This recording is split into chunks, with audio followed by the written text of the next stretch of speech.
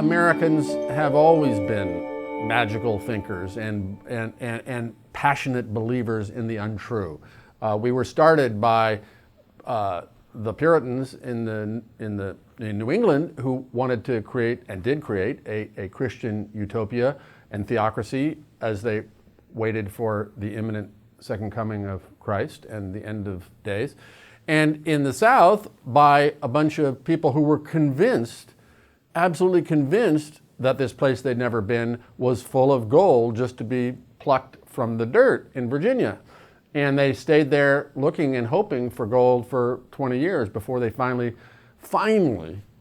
faced the facts and the evidence and decided that they weren't going to get rich overnight there.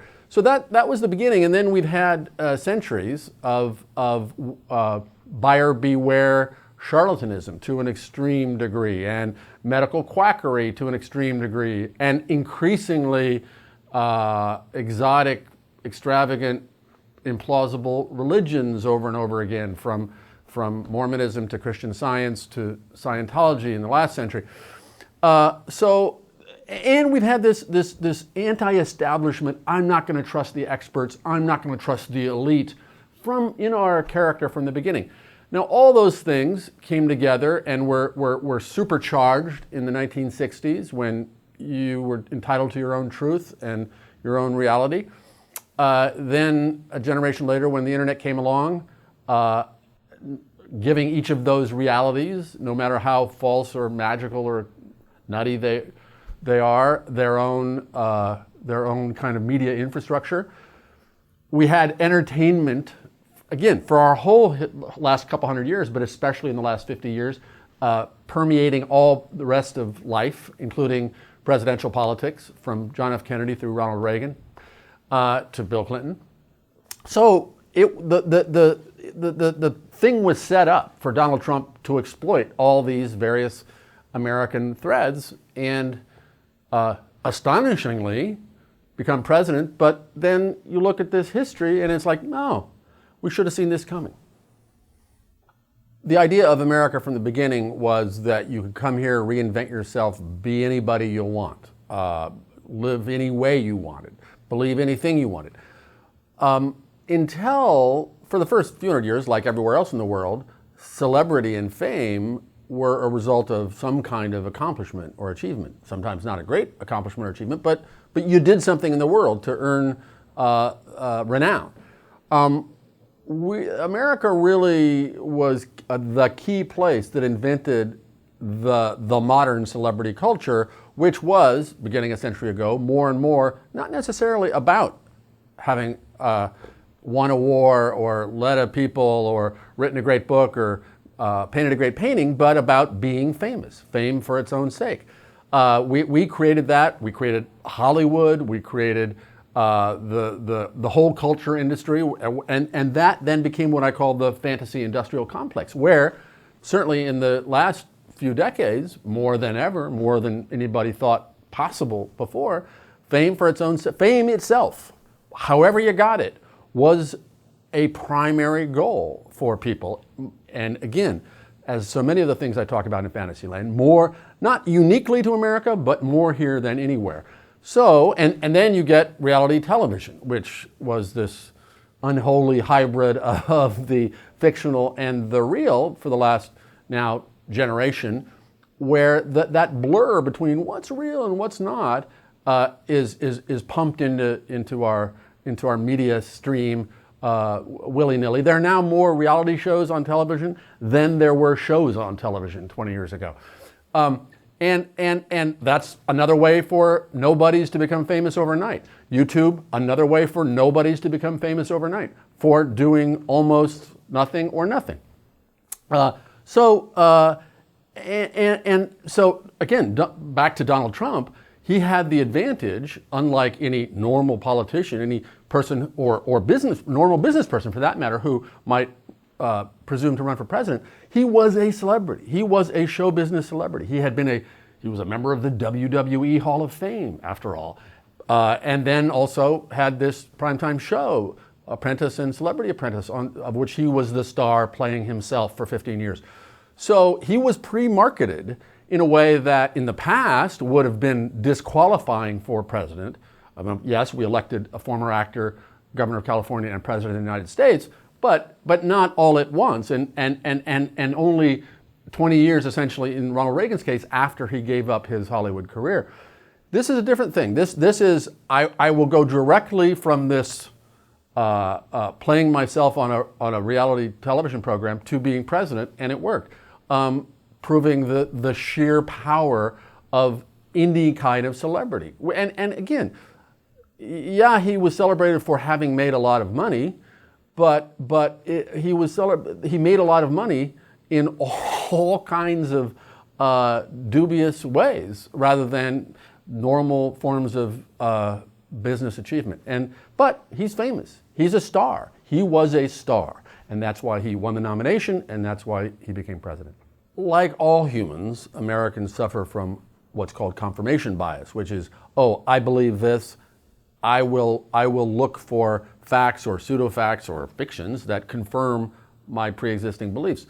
Americans, long before psychologists invented that phrase, confirmation bias, had that tendency. Again, at the very beginning.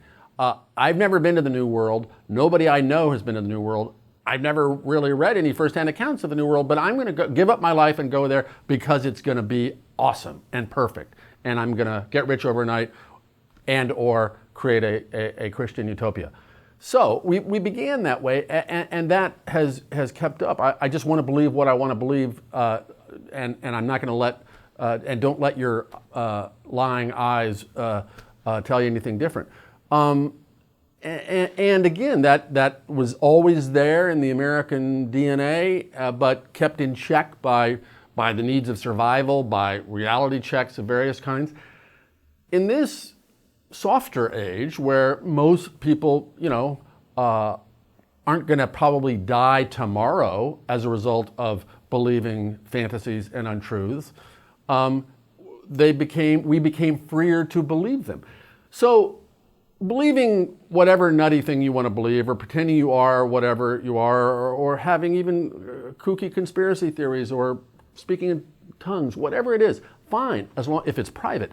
The problem is when that, as it has in the last couple of decades especially, leached into the public sphere and the policy sphere, and like, nah, there's no global warming. We don't have to worry about the seas rising, or nah, scientists say that vaccines are safe, but I think they cause autism, so I'm not going to vaccinate my children, and so on, and so on, and so on. That's when the rubber hits the road, will hit the road, and people will start saying, wait a minute. Not until then, not until there's a consequence, and not until there's a price to pay, and not until the Donald Trumpian fantasies, for instance, the more short-term ones of, oh, I'm going to make every dream come true that you've ever had for your country. Actually, one of his promises during the campaign. Or I'm going to create a healthcare system that is better and cheaper and will cover everyone. Well, that's probably not going to happen. And so once these fantasies are taken into the public sphere and the political sphere, and really in the short term turn out to be fantasies and falsehoods, that will persuade some people, but not everybody. I mean, according to a recent survey, 98% of the voters who voted for Donald Trump in the primaries, which is to say his real base, 98% of them in late 2017 still absolutely supported it. So I don't think that's going to fall a lot. Those are true believers. Back in the 1800s, back before the 20th century, especially in the 1800s, American journalism was a very, very factionalized, partisan thing. Political parties had their own newspapers and their own magazines, and every one gave its version of political spin and interpretation. 20th century, for a variety of reasons, not just because we got smarter or more rational, maybe somewhat that, there began being more of a shared set of facts in our media. People disagreed violently, left, right, center, whatever, but the facts were agreed upon. What has happened, what has been enabled in the last 30 years, first through deregulated talk radio, where you didn't have to be fair and balanced anymore, then national cable television, Fox News comes to mind, and then, of course, the internet as well, where these more and more, not just politically different points of view, but these alternate factual realities could be portrayed and depicted. We've been in that state now for 20 years or more.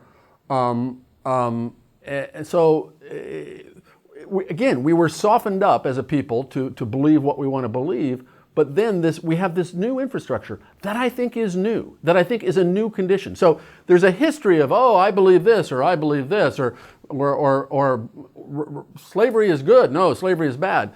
Those are disagreements. But in 1860, Southerners didn't say, oh no, there are no slaves. No, there's no slavery. That's the condition we have now. That is the Kellyanne Conway, Donald Trump situation and Republican Party situation before Donald Trump ever came along, where we say, no, there's no climate change, this factual truth is not true.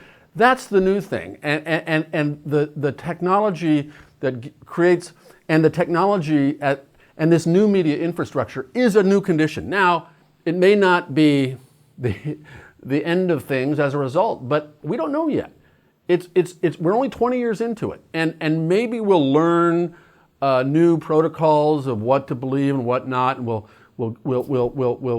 grow up and be able to learn accommodate ourselves to this new media situation. But I'm worried that we won't, and I'm worried that a significant fraction of us, for now mostly on the right, but there's no reason it should be limited to the right, will be in their bubble and their silo and with their own reality and not be able to be retrieved into the reality-based world.